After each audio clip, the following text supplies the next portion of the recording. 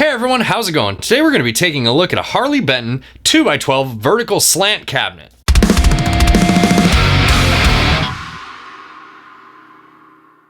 Hey everyone and welcome to the channel. Today what I wanted to do is I wanted to compare a new piece of gear that I got, which is a Harley Benton 2x12 vertical cabinet with a Mesa 4x12 cabinet. The reason that I'm comparing these two cabinets is because the Mesa cabinet that I have also has 12-inch vintage 30 speakers in it. So in this video, what I'm going to do is I'm going to take my distorted rhythm patch and my clean patch, and I'm going to play each of those through each of the cabinets and just compare those that way. And then we'll also listen to what the cabinets sound like in a mix with a song that I'm working on right now, and we'll just like A and B them back and forth in the song. And yeah. Now I know right away this isn't going to be a fair comparison. Like, how do you compare a 4x12 cabinet and a 2x12 cabinet and expect them to get comparable results? But you know what?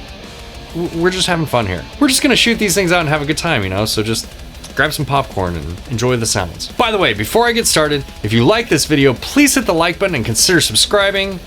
That stuff really helps me out. Hit the bell notification icon.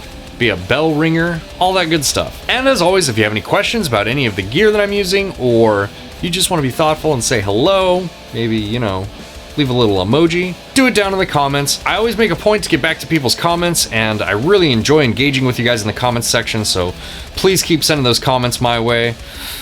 Yeah, okay, back to what I was saying. So I've been on this real kick of economizing my guitar rig recently, and it started out with getting a Moore micro preamp and then moving into the Moore G200, and then I upgraded to an Ampero recently. I'm really digging the Ampero. I love the chain that I have set up in my Ampero. It's just real nasty sounding, you know? Just love it. It's got like a lot of bite and it's really aggressive and it's just fucking cool. Like I really love the Ampero, but that's not what I'm talking about. Now here to talk about the Ampero. So I started economizing the preamp section of my rig, and then I actually got an ISP Stealth to power my 4x12 cabinet. Well, Mesa 4x12 cabinets are really heavy. I mean, it's awesome that, you know, they have these great big casters so that you can roll them around, but they're just oversized cabinets and they're extremely heavy. And I mean, the same thing goes for a lot of different 4x12 cabinets. I know there's a lot of 4x12 cabinets that just weigh a ton, like the orange cabinets, for example. Those things are ridiculously heavy to carry around, and you know, it just got me thinking, like, I've really reduced the size of everything else. Can I reduce the size of my cabinet too? So one of the thoughts I had was maybe just ditch the cabinet and just go straight to front of house, but you know, a lot of the times the bands that I'm playing in aren't playing shows at like those type of venues, if you know what I mean. We're playing at VFW halls and bars and stuff like that that don't have great sound systems, so that's not an option. So I saw a review on a Harley Benton 2x12 and I thought to myself, wow, that's a really cool looking cabinet.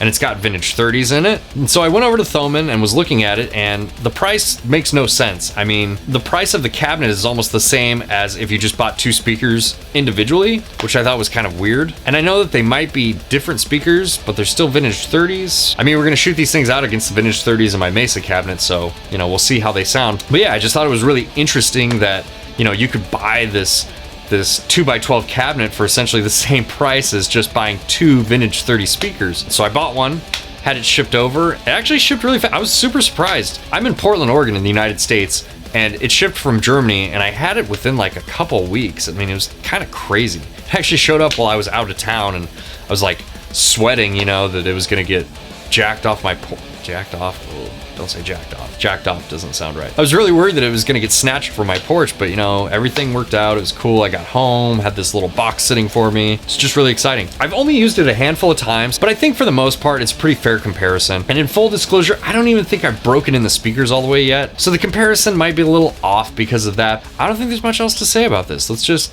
get over there and listen to these things. All right, guys, I'm all set up here, and the first thing we're gonna do is we're gonna test out the Mesa Boogie cabinet.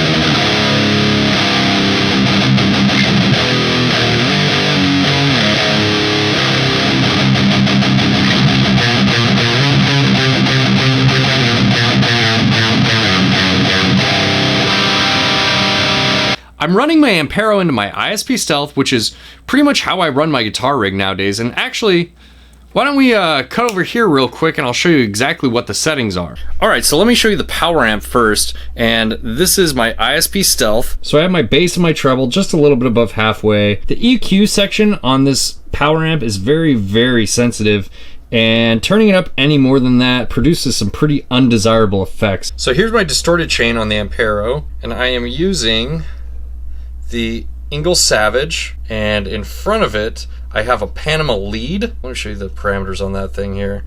And I'm using the Panama lead just like a boost. There's not much gain. I have the gain at 15, I have the volume halfway up, the tones in the middle, and the tightness is down to 15. There's nothing overly complicated there. Panama settings are here. I have the gain at 40, presence at 45, master up at 70, bass at 70, middle at 50, treble at 60. And then I have the fast gate in front of the chain here. Threshold's at 40 on that, and it's mode 1. Mode 1 is the fast response mode. On the Ampero, there's actually a noise reduction block, and I have the fast gate on that also, except I have the threshold set lower, and what that's doing is that's just catching whatever the first one misses. So what we're gonna do here is we're just gonna compare the distorted tones in between the Mesa 4x12 and the Harley Benton 2x12 vertical cab that's over here. Both cabinets have vintage 30s, and I just think it's going to be really interesting to compare them back to back and see tonally how they match up. And by the way, I'm miking everything with an SM58 this time around. Normally I use an SM57, but I thought, why not? I'll just shoot it with an SM58 this time and see how it turns out. Here's the Mesa cabinet.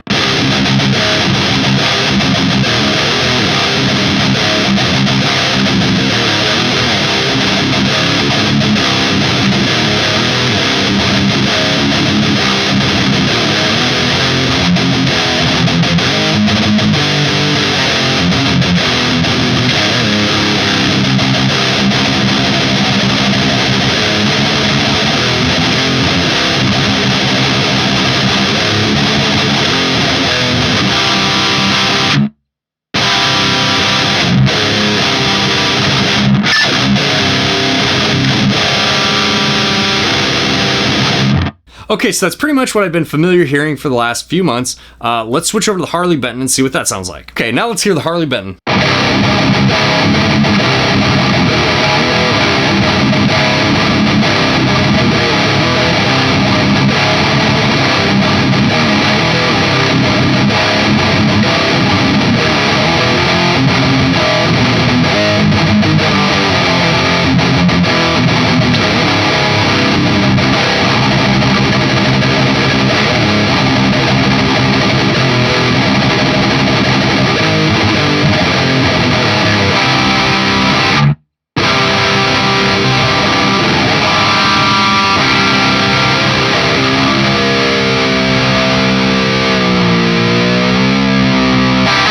Okay, so I don't know how this is going to translate in the video, but I could just tell you from sitting in the room and listening to both of them, they both sound really good.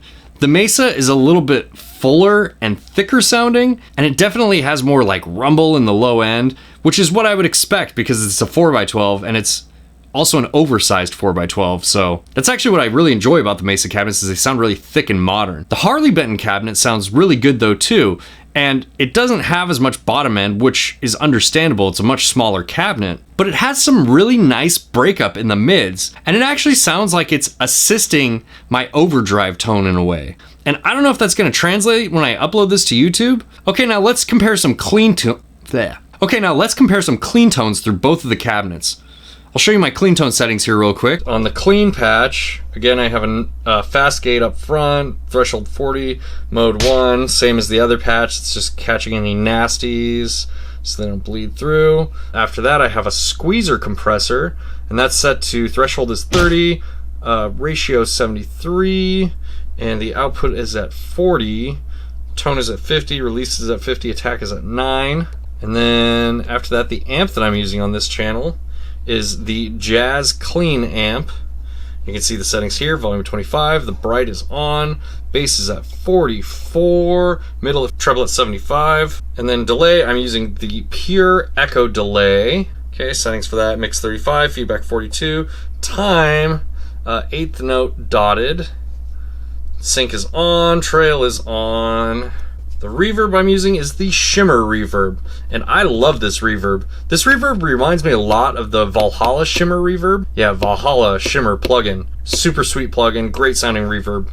This reminds me a lot of it. Mix is at 35, pre-delay 40 milliseconds, decay is at 70, low end plus 32, high end plus 45, and the trail is on. Okay, so there's my clean chain. Let's go back over and hear what that sounds like. Here's the Mesa Boogie with the clean setting.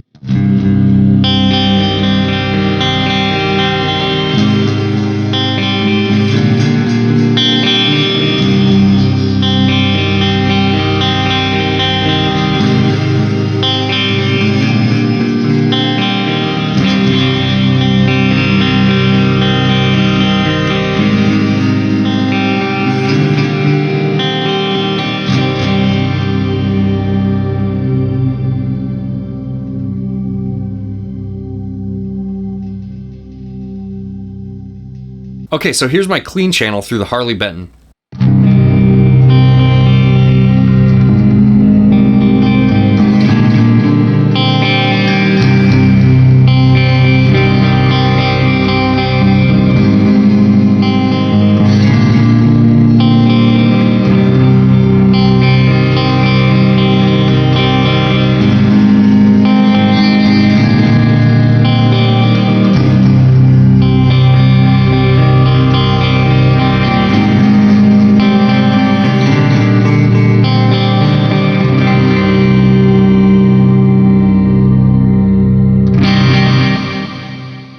Okay, so listening to the cabinets on their own is one thing, but what do they sound like in a live mix next to each other? I'm gonna play back a track that I'm working on right now, and I'm gonna run the DI through each of these cabinets, and we'll A/B them and see what the differences are.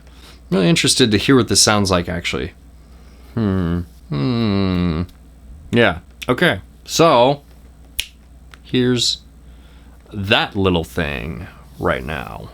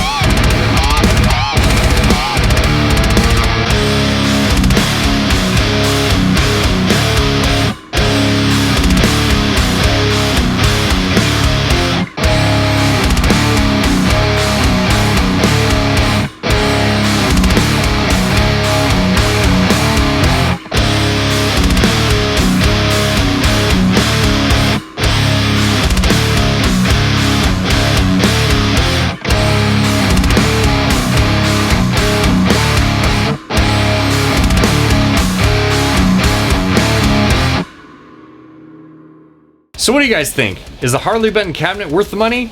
Let me know in the comments below. I was actually looking at getting an empty 2x12 cabinet and throwing speakers into it, and an empty 2x12 cabinet was still more expensive than this cabinet with shipping, so I don't know. I don't know how these guys are making any money doing this, but you know, whatever. It's awesome. I'm stoked to have this thing. Stoked that you guys get to hear it. But even though it's really small, it's still really loud and it sounds good. I've only had the chance to use it in one band practice so far, but it sounded great. Actually, one of the things that I really liked about it was it kind of enhanced the mid-range and like the saturation in the mid-range with the patch that I'm using. I feel like it was a very wise investment. I mean, I know what I think. I'm biased because I already bought the gear, but to be honest with you, I think it's an incredible value. And the shipping's not even that expensive, at least to the US. I don't know, maybe it's more expensive to other parts of the world, but shipping to the US was like a little over $30. It's like nothing. Crazy cheap to get a 2x12 cabinet. Thank you so much for watching. As always, if you like this video, please hit the like button and consider subscribing, and I'll see you next time, and we'll do stuff like this all over again. Bye! And I'm actually gonna reshoot these parts too, because I just feel like I'm out of fucking focus, and I know that I'm in focus now because my whole beard is green and that stupid little monitor thing. Okay.